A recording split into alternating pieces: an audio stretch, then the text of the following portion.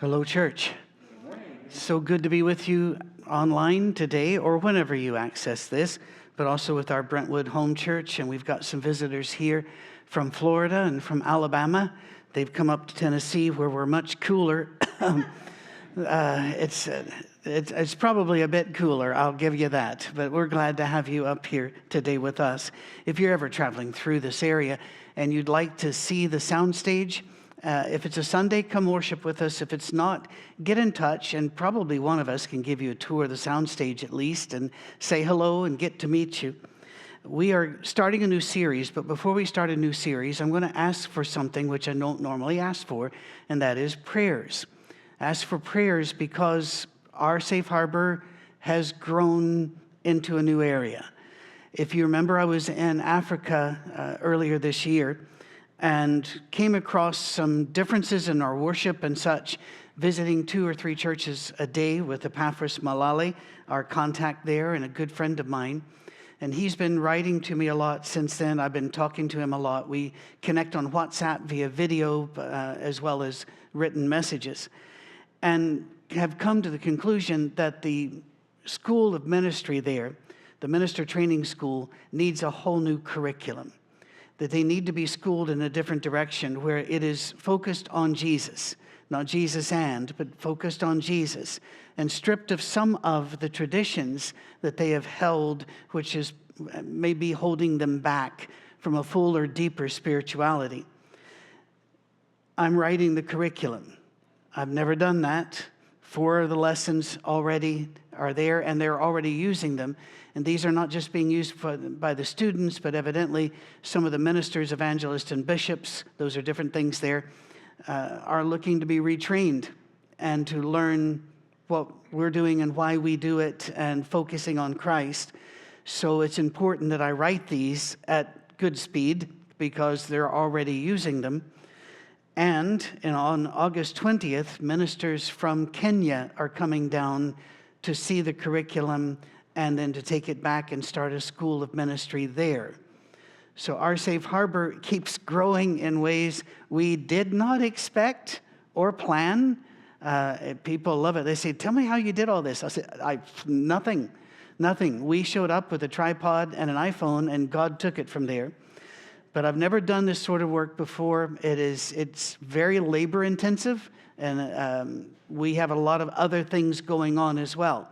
So somebody asked me how hard it was to keep all the balls in the air, and I said, right now, I'm not even sure I can count the balls in the air. So prayers for me would be helpful, but prayers for our safe harbor, and God has thrown this into our lap, so we got to do something with it, right? Now, if one of you very helpful people thinks, well, I can help you write the curriculum, you might be able to, but we're trying to work them basically as, Newt Rockney would say, gentlemen, this is a football, starting very and then all the way up. And so if you can help with some subjects or something, you can let me know, but don't be upset if I say, I've got to re-edit this and I've got to change it for this particular work.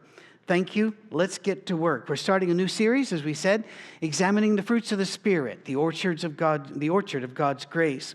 We want to understand what the fruits of the Spirit are, also what they are not. We want to gain any practical help we can to grow these fruits in our own life.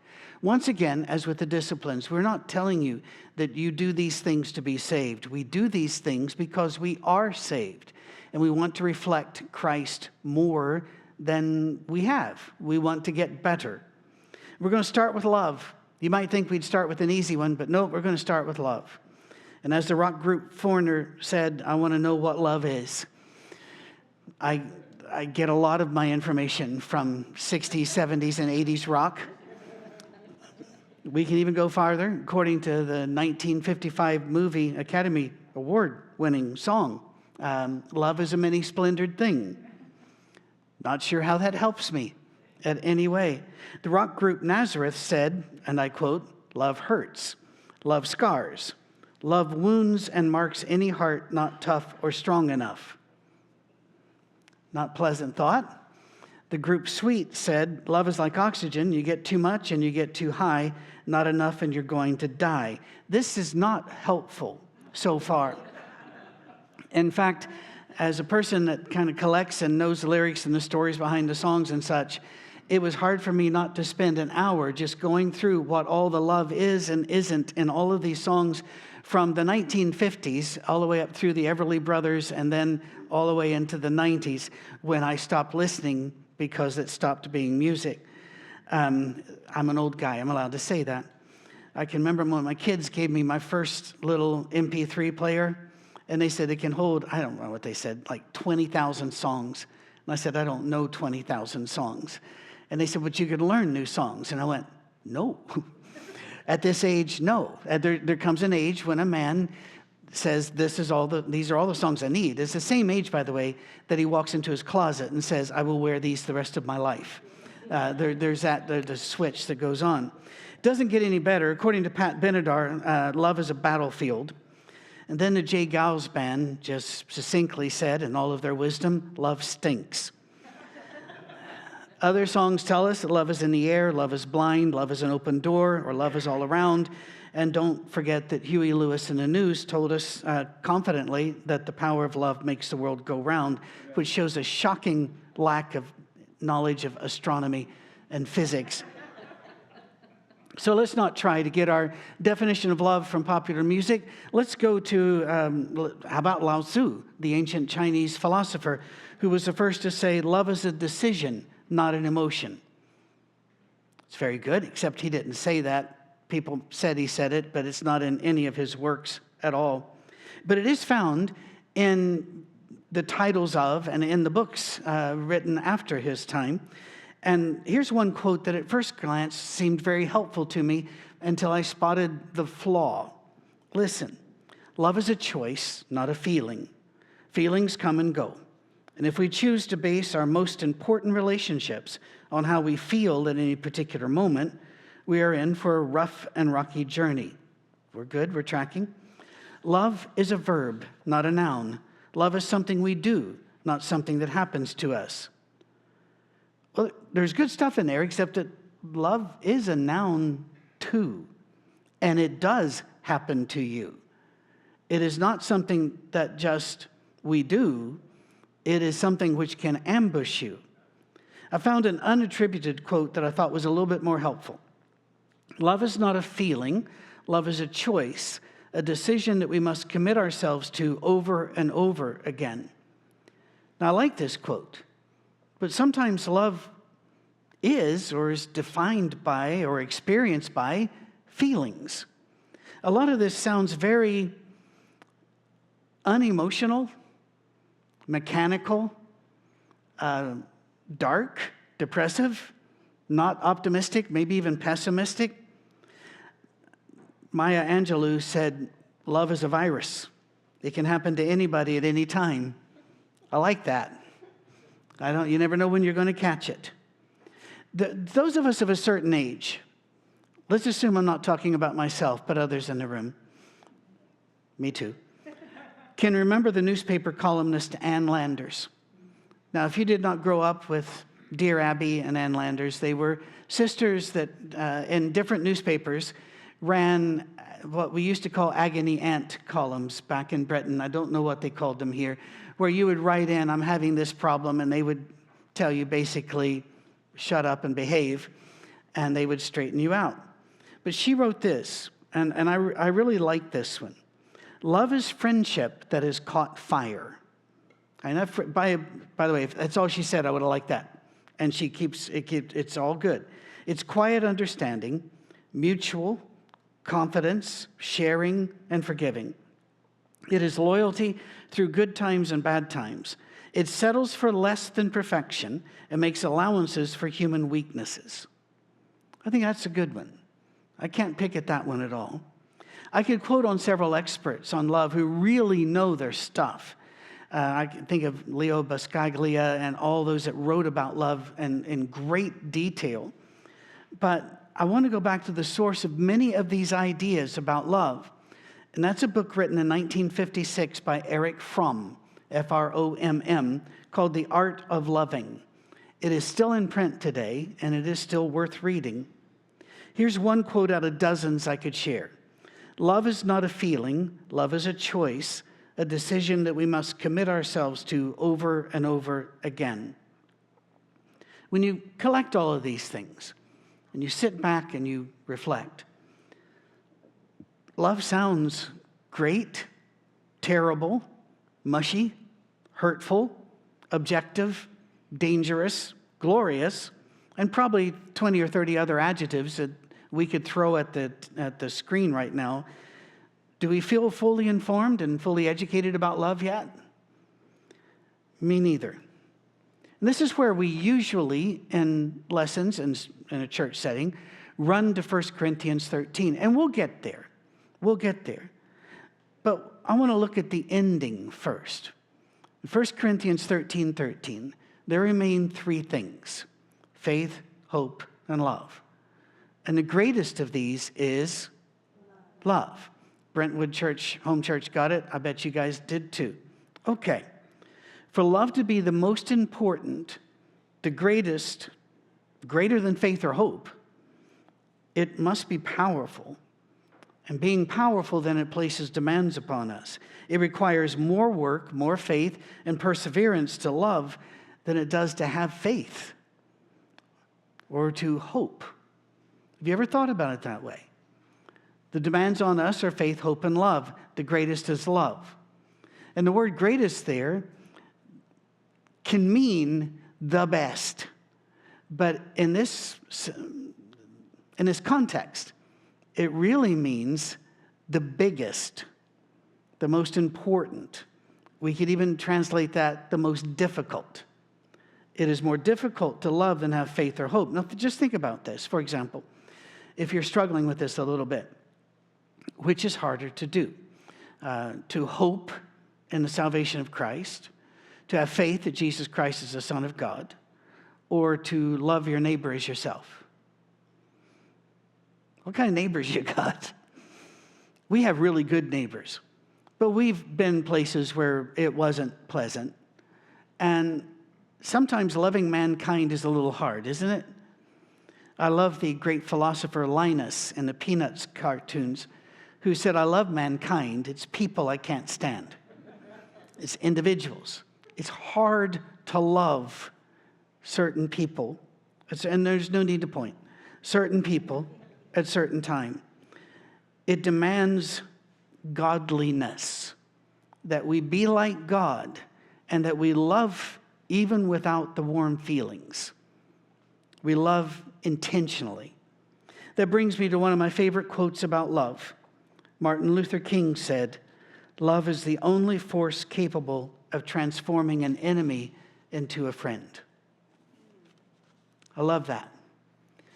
In the curriculum that I've already written, one of the first things I hit for 2 lessons is, you will not win your area unless you love more than anybody else does.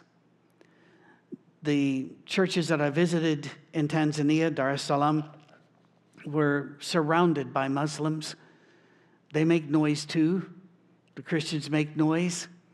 And everybody basically has their team, like you might do, Alabama versus Auburn, or in Scotland, Celtic versus Rangers. Everybody chooses a team, even though they may not know why. And I said, they're not going to be impressed with your facts. You ever notice that on social media yet? That your presenting facts has not changed minds? It doesn't. The only way to really win people is to love them more than anybody else will. There is great power in love. So yes, it's dangerous and it's wonderful. We've been given the power to love by the indwelling of the Holy Spirit, but that doesn't mean that exercising that power is going to be easy. Most of us know that exercise is not easy. Now, for some people, it's like a drug. They really love it. It dumps the endorphins in them, and good for you. That's excellent. For most people, it's a struggle to have to remember to do this. And you realize it is difficult, but it's one of those examples of what C.S. Lewis used to call one of the rules or laws of the greater universe. and that is what is pleasant now will be difficult, painful later, and what is painful now will be pleasant later. And my illustration is, eating a box of donuts would be very pleasant now, but the result would be very painful. It would mean I'd have to work harder to get it off. The sugar is not good for you, all of the other.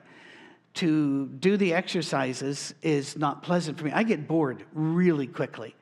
If I get on a treadmill, I'm taking a book. I can't just be listening to a book. I have to be busy, or it's not going to work. If I walk, I'll listen to podcasts or something, but I get bored unless something else other than exercise is going on. It's difficult, but if I don't do the exercises, that's a problem. This last week, I drove 1,270 miles to visit Death Row in Louisiana, to go speak in Mississippi, get back here and do the work I do here. If you don't move around when you can, it's going to hurt you. Is it pleasant? No. It's the same with love. Love is not always pleasant. Love sometimes is the opposite of pleasant. Yeah, sometimes love is a battlefield, and sometimes love stinks. Love took Jesus to the cross. Love brought him here in the first place. Philippians chapter 2, starting at verse 1. Therefore, if you have any encouragement from being united with Christ, if any comfort from his love, if any common sharing in spirit, if any tenderness and compassion, then make my joy complete by being like-minded, having the same love, being one in spirit and of one mind. Do nothing out of selfish ambition or vain conceit. Rather, in humility, value others above yourselves, not looking to your own interest, but each of you to the interest of the others. And then, about the love-hurting part, in your relationships with one another, have the same mindset as Christ Jesus, who being in very nature God, did not consider equality with God something to be used to his own advantage. Rather, he made himself nothing by taking the very nature of a servant and being made in human likeness and being found in appearance as a man, he humbled himself by becoming obedient to death, even death on a cross. We don't get the shudders that the first century people would have gotten with that passage. Because to us, a cross is something that we have in our church buildings, on top of our church buildings, we wear around our neck. People put it on bumper stickers. The cross is a symbol of Christianity. As I drive across the country, I'll see homes that will have a cross outside. And I guess it's identifying them as Christian, or perhaps they've got, that's a minister's home, or maybe that they've created a place for people to come to pray. But when I see them, I think Christian. I don't think horrific pain. But that's what everybody would have in the first centuries. It would be like us putting outside of our building or behind the pastor a guillotine or a hangman's noose or a whip and a cat of nine tails. Put them all together, and that's about as bad as a cross would be. Love motivated Christ to empty himself, to give of himself unreservedly, and to live in humility when he didn't have to be. He didn't have to. He had every right to be worshiped by every angel and creature in the universe, and yet he humbled himself. He let go of what he deserved so that he could love us.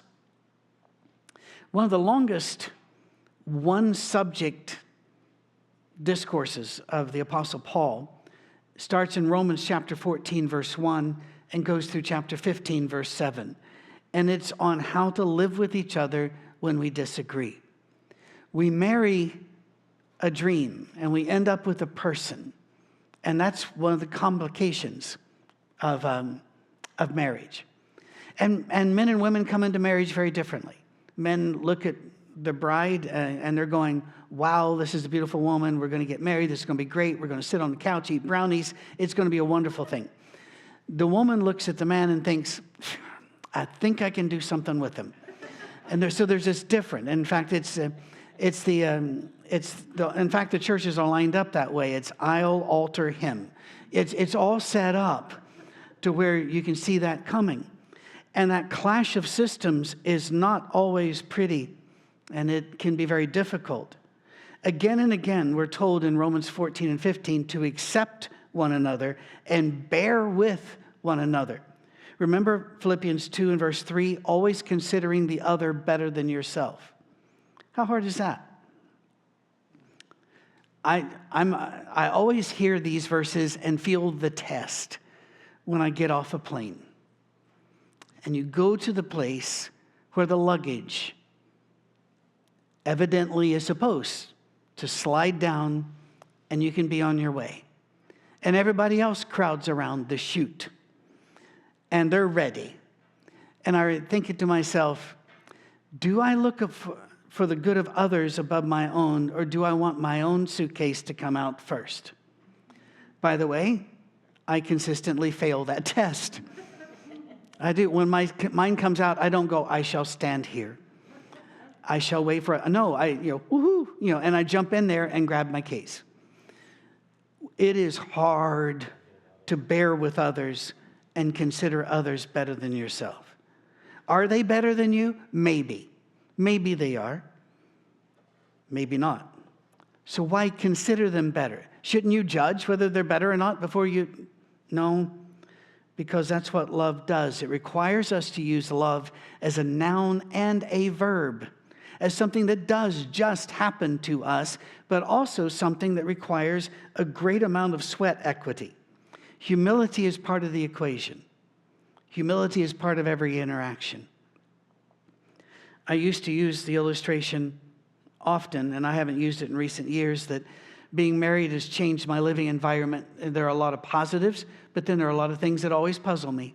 I don't understand the number of pillows that are involved and why they increase and why they're where I need to be. I also don't understand why my bed has a dust ruffle. But if our dust ever needs ruffling, we are equipped, and I take comfort in that. And I'm sure there are many things about being married to a man that is confusing or difficult for Miss Cammie. That's part of it.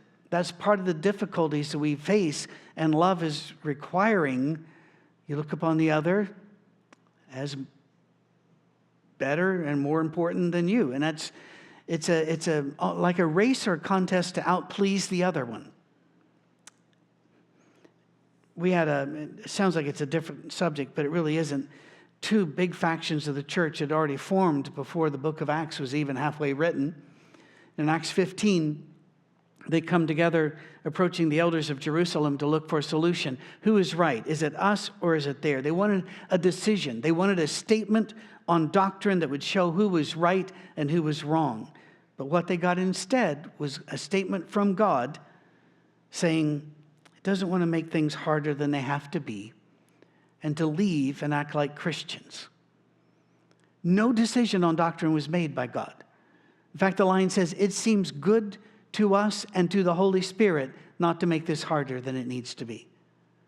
Why is it that human beings feel they have to make a statement on every doctrine when God doesn't? But live like Christians, what does that mean? Well, that's a fair question. And if I could summarize it in a way that made sense to everybody and fit every situation, I'd be a genius, and a host of authors, speakers, pastors, and philosophers would be out of business. What I can say is this: try to be Jesus in every situation you face, especially when it's difficult to do so or when the other person doesn't deserve to be treated that well. I'll say it again. Try to be Jesus in every situation you face, especially when it's difficult to do so or when the other person doesn't deserve to be treated that well. Now, I want to add something else. Give yourself grace, because there's no way you can keep to this standard at all times. You're going to fail. Give yourself grace. God gives you grace. If He gives you grace, accept the grace. Try again. Love should come with a warning label. I can remember an older man, and I don't remember who it was or what the setting was. I was just a kid. But I'd heard the expression several times, love is blind. And they were, I think, discussing a young couple who had just found each other in the community or the church. But they weren't sure this was a good match. And the man said, sometimes love isn't just blind. Sometimes it's deaf, dumb, and stupid. Yeah. But one of the warning labels should be, this might lead to a cross. Because that's what it did to Jesus.